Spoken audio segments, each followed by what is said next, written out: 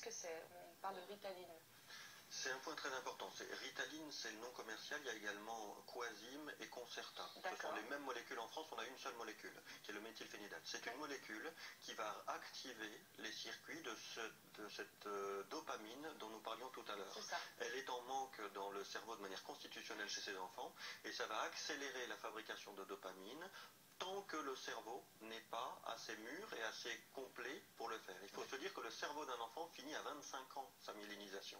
Donc il ne s'agit pas de garder forcément le traitement jusqu'à 25 ans, mais il faut mettre en place un traitement qui va enfin permettre à cet enfant de fonctionner normalement. Pourquoi est-ce que ça fait tellement polémique alors?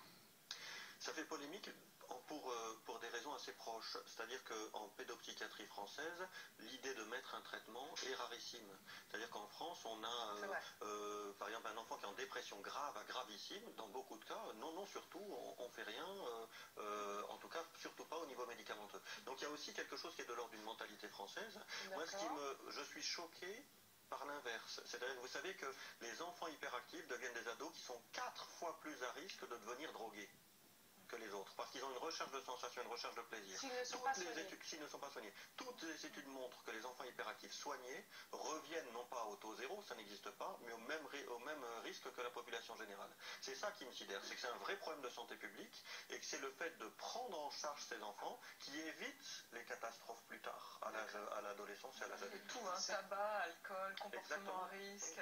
Ah ouais. C'est un médicament qui est prescrit depuis plus longtemps encore qu'en France, aux États-Unis, qui a d'ailleurs été inventé par un labo américain. Exactement.